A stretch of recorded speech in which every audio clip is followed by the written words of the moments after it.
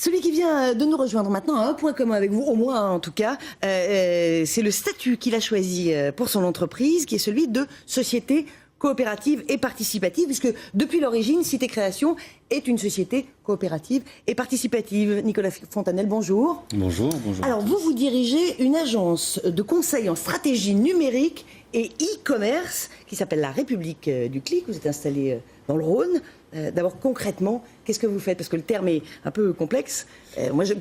Expliquez-moi très concrètement ce que vous faites. Concrètement, nous accompagnons les entreprises dans leur développement Internet et digital. Donc digital, c'est le support numérique, Vous aidez les entreprises à créer les sites quand elles veulent. Alors pas que créer les sites, on les accompagne surtout dans leur évolution de leur site internet, donc trouver des clients, avoir de la visibilité sur la toile. Transformer, c'est-à-dire faire en sorte que les gens, quand ils rentrent dans le site internet, ils aillent soit à l'achat, soit au formulaire de contact, et puis fidéliser aussi, donc faire revenir les gens une fois, enfin tout simplement ce qu'on vit dans le monde réel, mais on le transforme en numérique. On est dans le technologique. Oui. Alors longtemps vous avez géré des entreprises sur un mode tout à fait conventionnel.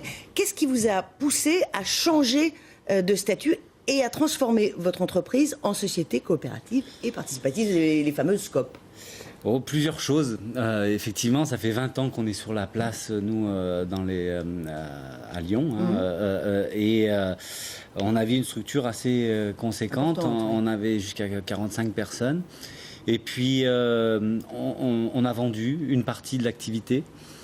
Et j'ai pris un peu de temps, moi, après la vente, pour me dire comment j'ai envie de travailler. Ça faisait 20 ans que je faisais ce métier-là. Et la première motivation, ça a été de régénérer un projet d'entreprise.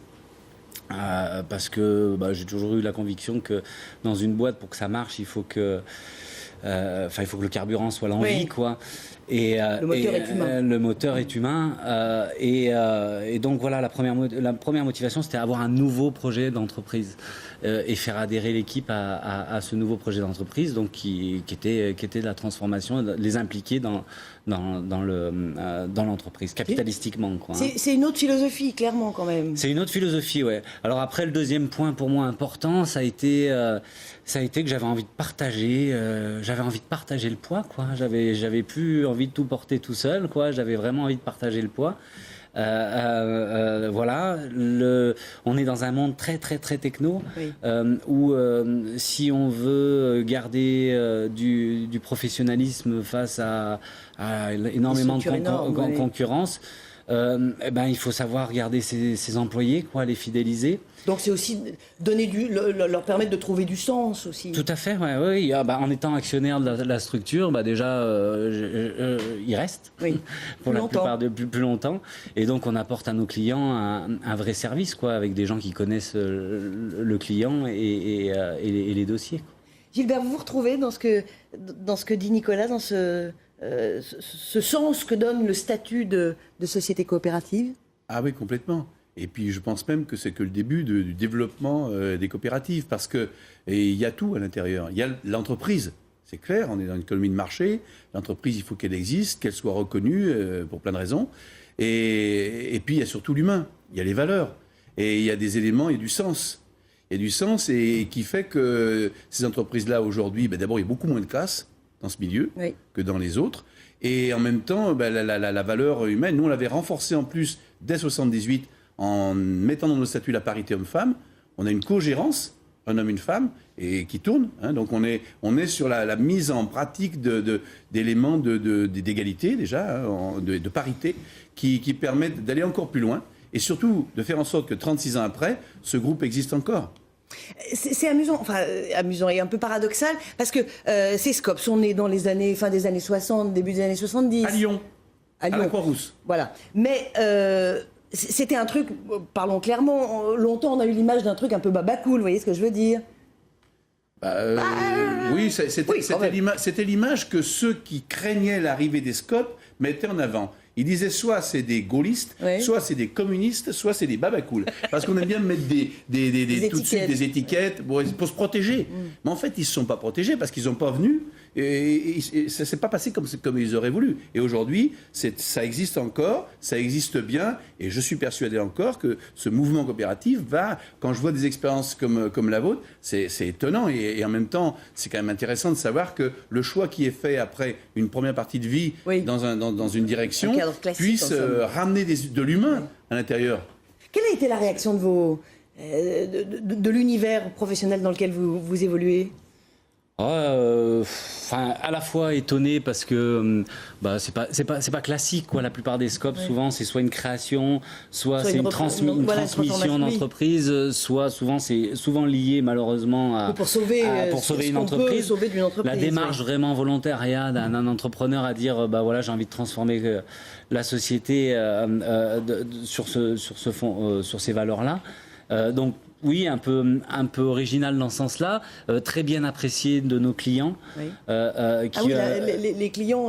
Oui, parce que je pense qu'ils ont vécu, pour certains qui nous accompagnent depuis plus de 20 ans, pas mal de monde. Quoi, hein. On est dans des secteurs à la pointe. Oui. On forme nos gars. Notre équipe et de les voir partir, ce qui est logique, hein, parce que c'est un peu le monde Internet a eu pendant très longtemps le vent en poupe, de voir partir nos collaborateurs débauchés à 1000, 2000, 3000, des fois des salaires fulgurants. Oui. Pour nous, c'était intéressant. Les clients ont apprécié cette démarche-là. Ça les a Après, rassurés. ça interpelle un peu. Qu'est-ce que c'est ? Ça marche comment ? Quelle est la gouvernance ? Ça peut pas marcher, mais ça peut pas marcher. Tout le monde décide. Mais globalement, quand on regarde comment ça marche, c'est pareil qu'une entreprise. C'est la même chose. Ça ne change rien du tout. En tout cas pour nous, parce qu'on donnait place quand même à un avis et à l'écoute de ce que souhaitaient nos salariés. Quoi. On a toujours été transparent sur la façon dont on doit gouverner. Donc ça n'a pas changé réellement grand-chose en soi. Ce qui a fait remonter plus, c'est les peurs de chacun. Parce que maintenant qu'ils sont associés, il y en a, selon la typologie des gens, il y en a, on n'a pas de fichier client, on n'a pas de dossier en ce moment. Non, c'est pas grave, c'est normal, ça va venir. Oui, on a semé pour ça. C'est un changement d'état d'esprit aussi. Toute dernière question, parce qu'on arrive à l'heure du journal. Est-ce qu'il y a une taille critique pour une SCOP ? C'est-à-dire, est-ce que c'est forcément une entreprise petite ou moyenne ? Non, nous on est 10, je crois pas quoi. Je crois que c'est non réellement. Je crois que c'est une vraie volonté du dirigeant, mais de l'équipe quoi à participer. Nous quand on a créé la SCOP, il y en a plein qui sont partis. Quand j'ai décidé de dire ça, il y en a plein qui ont fait le choix de partir. Par contre, ceux qui sont restés sont vraiment une équipe impliquée et professionnelle quoi aujourd'hui. Nicolas, merci beaucoup d'être venu nous faire partager votre expérience. Est-ce qu'a priori, il pourrait y avoir des passerelles entre vos deux univers ? Ah, mais on est prêt à regarder, nous. Bien sûr, bien sûr. Pas de problème, Gilbert. Merci beaucoup.